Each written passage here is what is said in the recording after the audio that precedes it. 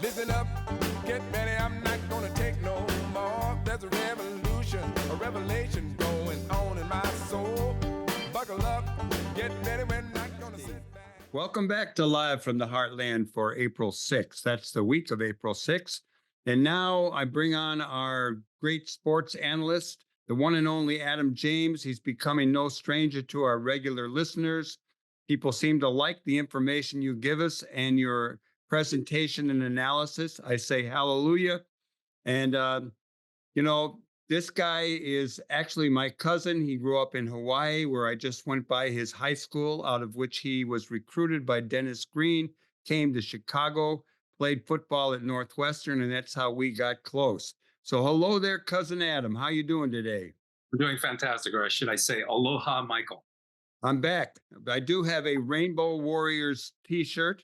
Awesome. And, our guests last week included Guy Benjamin, who played for the 49ers, who coached the Rainbow Warriors at the University of Hawaii, as well as the one year there was an arena football team from Hawaii.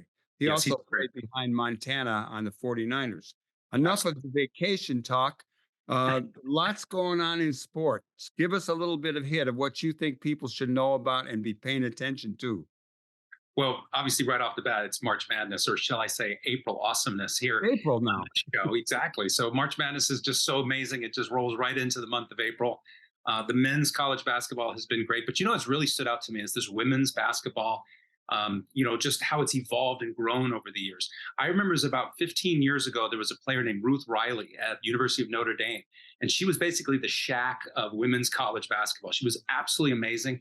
I was drawn to watching her.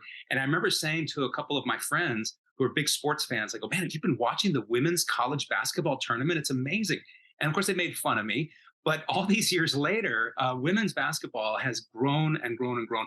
The fan base has become so passionate, and it is just amazing to see. Another thing on that is if people pay attention to like women's volleyball, which is volleyball is, it's something a lot of us played. We played basketball too a little bit, but the women's volleyball has been great too. Absolutely. And in Hawaii, women's volleyball program, the Wahinis, are phenomenal. It's as big a sport and followed as closely as any other major sport, the football team, the basketball team. Women's volleyball is fantastic. So a lot of commendation to how the leaders of the sports programs have developed it, how they've worked so hard to create this amazing, network of passionate players and fans. So a lot of respect to them. When this show comes out, we'll have already, some of these amazing games will have been played. So, but right now, as I'm sitting here being interviewed by you, there is an amazing matchup that's going to happen later today between LSU and Iowa. And it is so exciting. And right now, I don't know who's going to win. By the time this show is out, we'll already know the winner of that. And it'll be getting close to the championship game for women's basketball. I encourage everybody out there who loves really great athleticism and passionate play, check out the women's tournament. That'll be good. I will definitely be doing that. And I do follow the Bulls pretty closely, who had a great win the other day over the Timberwolves. Now, one of the things that I'm not too happy about is the White Sox have lost 3 games by a run apiece. And I don't know what's going on right now behind me. I turned the TV off to record the show. But baseball season is back in swing. And there's some big news. And, you've talked about Ohtani on the show before. What do you got to tell us about this, the betting scandal that apparently he knew nothing about? Yes, so this is still unfolding. And as this show is being presented, there may be new developments. But as of right now, allow me to give a quick recap. What happened was there was a bookie in California who was being investigated by federal agents. And there was a writer who became aware that there was an account with the name Shohei Ohtani that had deposited large amounts of money into this bookie's account. So she got a hold of the interpreter. And when this conversation happened, the interpreter was with the Dodgers in Seoul, Korea, as they were getting ready to play the Padres in these opening games. The interpreter in the conversation, in the interview, for about 90 minutes, said that it was me, I did it, but Shohei took care of me. He took care of all this. After their game, the Dodgers were pulled into a special meeting. They were told that this story is going to break. And the interpreter got up in front of the room. He apologized to everybody. He said, but Shohei took care of me. Now, during all this, Shohei was listening. He doesn't understand everything in English, but he heard his name and he heard large amounts of money. He asked for another interpreter. He quickly was telling people that there's something wrong here. And so now the interpreter is being investigated for possibly stealing money from Shohei Ohtani. But unfortunately for baseball and for anybody in law enforcement looking at the situation, there has to be a thorough investigation. Regardless of what Shohei is saying at this time, all we know are the facts. And the facts are that a bank account with his name deposited large amounts of money into a bookie's account.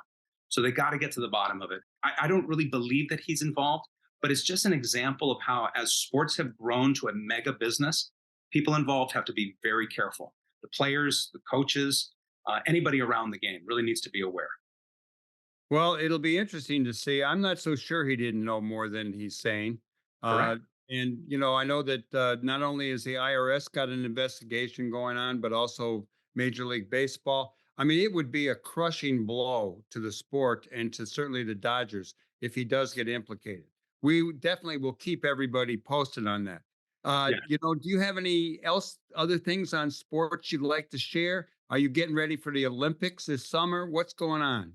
Yes, indeed. Before we get too far off the topic of gambling, I just want to take a moment to recognize what happened to the coach of the Cavaliers, where he was contacted directly by a gambler, complaining about how the team had played and how it had affected his gambling. So really, we have to make sure that we're being very cognizant of those aspects of the growing games of sports and how it affects others in the gambling world. So the Olympics are starting up in just a short while. It's going to be really exciting. I am very excited to see how Team USA does.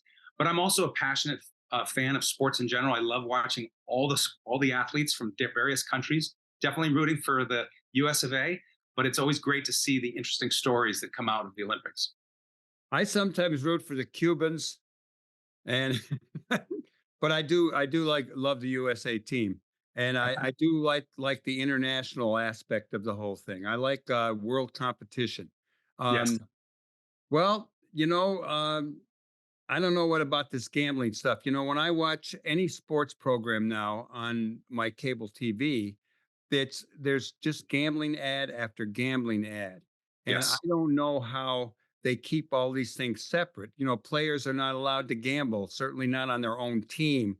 But, the pressure and, people like to make bets anyhow. Kids did it. We bet, I'll bet you can't do this, or I bet you can't do that. And uh, it's the gambling coming into sports in a big time way. I think will have a negative impact down the line, or it'll make it more popular. Your thoughts? Yes, definitely more popular. And I do believe in freedom. I believe that the organizations should have the right to control some of these aspects. I believe that the government, law enforcement has to be aware and watching out for illegal activities to protect consumers. But with the process, as long as there are guardrails to keep people safe, and certainly people who are not of age should be kept from getting involved with that. Well, Adam James, cousin Adam, it's always great to see you. I see you pretty regularly now. We do a family Zoom every week. That's kind of been fun. And it was great to be in Hawaii to see where you played football over at Punahou, and to go down there by the Outrigger Canoe Club and all those kind of things. We'll have you back on the show in the next week or two. So stay tuned, everybody, for Adam James. He gives us a good report.